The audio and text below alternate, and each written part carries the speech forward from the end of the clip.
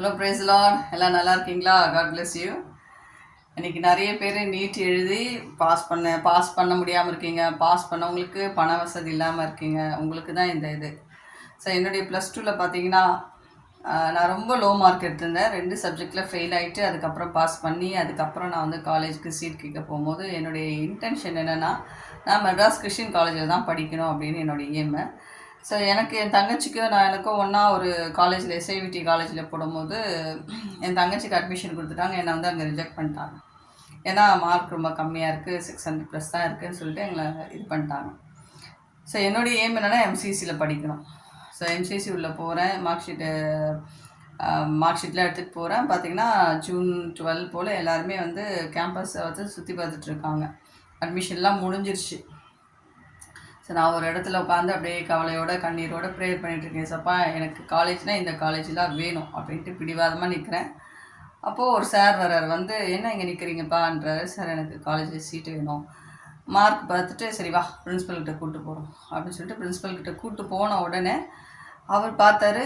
35 mark வந்து எக்கனாமிக்ஸில் first mark ஷீட்டில் இருந்தேன். செகண்ட் மார்க் ஷீட்டில் 147 மார்க் எடுத்தேன். பார்த்த உடனே ஓகே சார் நல்லா படிக்கிறியா? படிக்கிறேங்க சார். ஓகே ஃபிலாசபி டிபார்ட்மெண்ட் எடுத்துக்கோ அப்படின்னாரு. ஓகே சார் அப்படின்னு சொல்லிட்டு எனக்கு காலேஜில் சீட்டு கிடச்சா போதும்னு சொல்லிட்டு ஜாயின் பண்ணிட்டேன். உடனே எங்கள் அப்பாவுக்கு ஃபோன் பண்ணேன். எங்கள் அப்பா வந்து பார்த்திங்கன்னா காக்கி சட்டையோட விறுவிறுத்து லேண்ட்லைனில் தான் ஃபோன் பண்ணுறேன் ஆஃபீஸ்க்கு. அங்கேருந்து ஓடி வரார். ஒரு 8,000 எடுத்து வந்து ஃபீஸ் பே பண்ணிவிட்டு அப்போ சொல்கிறார், நீ பண்ண ப்ரேயர் வீணாகலை, உன் கூட கடவுள் இருக்கார். ஏன்னா அவ்வளோதான், லைஃபே முடிஞ்சிருச்சு. +2 ஃபெயில் ஆகலான்னா லைஃபே முடிஞ்சிருச்சு, காலேஜெலாம் படிக்க முடியாதுன்னு நினச்சேன். ஆனால் எங்கள் அப்பா வழியிலையும் சரி எங்கள் அம்மா வழியிலையும் யாருமே எம்சிசிக்குள்ளே போகல. மெட்ராஸ் கிறிஸ்டின் காலேஜில் நான் கிறிஸ்டின் காலேஜில் படித்ததில் எனக்கு ரொம்ப பெருமை. ஏன்னா அந்த காலேஜில் படித்த அந்த நினைவுகள் வந்து இந்த மண்ணுக்குள்ளே போகிற வரையும் என்னால் மறக்கவே முடியாது. அவ்வளோ ஒரு பியூட்டிஃபுல் எக்ஸலண்ட் காலேஜினால அந்த காலேஜில் படித்ததுனால என்னுடைய ஃபெய்த் லெவல் ரொம்ப அதிகமாச்சு. ஃபிலாசபி அப்படின்னா love and wisdom of knowledge. என்னுடைய பேர் வந்து சோஃபி. என்னுடைய நேம்லேயே ஃபிலாசபி அது நான் படித்ததுனால ரொம்ப சந்தோஷமாக என்ஜாய் பண்ணி படித்தேன். அந்த 3 வருஷமாக கடவுளை பற்றி ஜாலியாக படித்தேன். நல்லபடியாக பாஸ் ஆகினேன். என்னென்னா என்னுடைய ஃபெய்த் வந்து இன்னும் அதிகமாக ஸ்ட்ராங் ஆச்சு. லைஃப்பில் வந்து லைஃப் இஸ் நத்திங்ன்றதை வந்து எனக்கு அந்த படிப்பு சொல்லிக் கொடுத்தது. கடவுள் தான் உண்மை, கடவுள் மட்டும்தான் அப்படின்றத வந்து நான் படித்தேன். அந்த படிப்பு 3 வருஷம் நான் படித்த படிப்பு வந்து எனக்கு ரொம்ப ஹெல்ப்ஃபுல்லாக இருந்தது. இன்னமும் எனக்கு அந்த ஃபெய்த் அந்த கடவுளுடைய நம்பிக்கை அதிகமான ஒரு ஸ்ட்ராங் ஃபவுண்டேஷனாக வந்து எனக்கு வந்து ஃபிலாசபி டிபார்ட்மெண்ட் இருந்தது. பிஷப் ஹீபராவில் தான் நான் படித்தேன் கிறிஸ்டின் காலேஜில். அதே மாதிரி பார்த்திங்கன்னா முடியாது கிடைக்காது அப்படின்னு எல்லாருமே வந்து சோர்ந்து போன ஒரு ஹோப்பே இல்லாத டைமில் எனக்குள்ளே ஒரு ஹோப் என்னென்னா எங்கள் அப்பாவால் முடியும். மார்க்கு கம்மி தான், ஆனால் அந்த காலேஜ்குள்ளே 1200 அப்படியே ரொம்ப போட்டியில் தான் போவாங்க. அட்மிஷன்ஸு கிடைக்காது. ஃபஸ்ட்டு யார் மூலிமா மூவ் ஆகணும், ஆனால் எனக்கு கிடைக்கல. ஒரு மனுஷனோட தயவு தேடி கூட போனால் எனக்கு கிடைக்கல. ஆனால் கடவுளையே நம்பி அந்த இடத்துல நிற்கும்போது யாருடைய ஹெல்ப்பும் இல்லாமல் நான் போயிட்டு ஒரு சார் என்னை கூப்பிட்டு டைரெக்டாக பிரின்ஸிபல் பார்த்து எனக்கு அட்மிஷன் கிடச்சிது.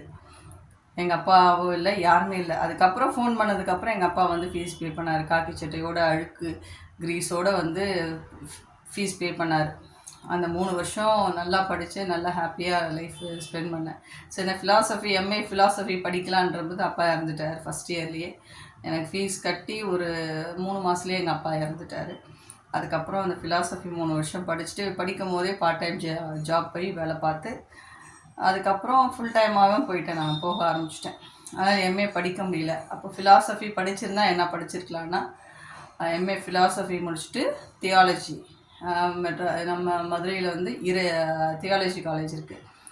படித்தோம்னா லேடி ரெவரண்ட்டாக இருக்கலாம், மினிஸ்ட்ரி லெவலில் நம்ம போயிருக்கலாம், கடவுளுடைய ஊழியத்துக்காக நம்ம போயிருக்கலாம். ஆனாலும் பரவாயில்ல, கடவுளை நான் அந்த படிக்க வச்சதுக்காக கடவுளுக்கு நன்றி செலுத்துக்கிறேன். ஏன்னா மேக்ஸு இங்கிலீஷ் எல்லா சப்ஜெக்டும் அதில் வந்திருக்கோம், சைக்காலஜி எல்லாமே வந்திருக்கோம். அதோடு சேர்த்து கடவுள் அதிகமாக படிக்கக்கூடிய ஒரு ஆற்றலை வந்து கடவுள் எனக்கு அந்த ஃபிலாசபி டிபார்ட்மெண்ட்டில் கொடுத்தாரு. ஸோ கடவுளுக்கு நன்றி செலுத்துக்கிறேன். நமக்கு ஒன்று கிடைக்கணும், எனக்கு வேணும், அது நியாயமானது அப்படின்னு நினச்சிங்கன்னா, கடவுளுக்கு வந்து அது சித்தமானதுன்னா கண்டிப்பாக நமக்கு என்ன பண்ணுவார், கடவுள் தருவார். சரிங்களா? ஹோப்பை விடாதீங்க. கடவுள் வந்து உனக்கு இது கண்டிப்பாக இது உனக்கு கிடைக்கும்னா கண்டிப்பாக இது கிடைக்கும். நம்ம கடவுளுக்கு எப்படி நம்ம ஞாபகப்படுத்தணும்னா, இசப்பா நீங்கள் சொன்னீங்கல்ல சங்கீத 20 நான் உனக்கு உன் மன விருப்பத்தின்படி உமக்கு தந்தருளி உம்முடைய ஆலோசனைகள் எல்லாம் நிறைவேற்றுவேன் அப்படின்னு சொன்னார். ஸோ ஃபஸ்ட் இயர்லேயே எங்கள் அப்பா இறந்ததுக்கா 3 monthsலேயே எங்கள் அப்பா இறந்துட்டார். அதுக்கப்புறம் எங்கள் அம்மா ஹவுஸ் ஒய்ஃபை நான் எப்படி படிப்பேன்? அப்போ தான் பார்ட் டைம் ஜாப் போனோம். அதனால் என்னுடைய ஸ்பர்ஜன் சார்னு ஒருத்தர் அவர் என்ன பண்ணார், ஃபஸ்ட் இயரில் எனக்கு ஒரு செமஸ்டரில் ஃபீஸ் பே பண்ணிட்டார். அதுக்கப்புறம் செகண்ட் இயர் தேர்ட் இயர்லாம் மொத்தம் 6 செமஸ்டரு. அதில் பார்த்தீங்கன்னா செமஸ்டர் ஃபீஸில் எல்லாமே எனக்கு ஃபீஸ் லெட்டர் எழுதி கொடுத்து எனக்கு என்னுடைய ஃபீஸ் வந்து ஸ்காலர்ஷிப் மூலிமா டிடெக்ட் பண்ணி அந்த 3 வருஷமாக நான் ஃபீஸ் கட்டாமல் காலேஜே எனக்கு இது ஸ்காலர்ஷிப் மூலயமாவே இந்த 3 வருஷம் படித்தேன். கடவுள் எவ்வளோ நல்லவர் பாருங்கள். இன்றைக்கி மெடிக்கல் சீட்டுக்காக அலையிறோம் திரியிறோம். கடவுளுக்கு சித்தமானதுன்னா கண்டிப்பாக கிடைக்கும். சரிங்களா? ஃபினான்ஷியல் வைஸில் கஷ்டப்படுறீங்களா? எதுவாக இருந்தாலும் கடவுளுக்கு நம்ம மனுஷ ரீதியாக நம்ம வந்து ரொம்ப எனக்கு வேணும் வேணும் வேணும் வேணும்னு வந்து ஸ்ட்ராங்காக எல்லா சூழ்நிலையும் நம்ம பார்க்கணும். சரிங்களா? அது கடவுளுக்கு கண்டிப்பாக சித்தமானதாக இருந்தால் எப்படியாப்பட்ட தடையை ஆண்டவர் உடைச்சி அந்த அந்த படிப்பை நம்மளுக்கு படிக்க கொடுப்பாரு. இது மட்டும் இல்லை, எதுவாக இருந்தாலும் நமக்கு வேணும், இது கடவுளுக்கு இது சித்தமானது, இது கடவுள் நமக்கு இது என் பொண்ணுக்கு வேணும், இது பையனுக்கு இதுதான் அப்படின்னு கடவுள் நினச்சிட்டாருன்னா கண்டிப்பாக கொடுப்பாரு. சரிங்களா? கடவுள் வந்து ஒரு நாளும் இல்லைன்னு சொல்கிற தேவனே கிடையாது. ஆனால் நம்ம வந்து எந்த அளவுக்கு நம்மளுடைய ஃபெய்த் இருக்கோ அந்த அளவுக்கு தான் நம்முடைய க்ரோத்தாக இருக்கும். சரிங்களா? ஒன்றே ஒன்று தான், நம்ம ஃபெய்த் எவ்வளோக்கு எவ்வளோ ஸ்ட்ராங்காக இருக்கோ அந்த அளவுக்கு நம்மளுடைய க்ரோத் ஸ்ட்ராங்காக மேலே போயிட்டே இருக்கும். சரிங்களா? God bless you. சோர்ந்து போகாதீங்க, கர்த்தர் உங்களோட கூட இருக்கிறார். இது எனக்கு நடந்த உண்மையான ஒரு சாட்சி. God bless you.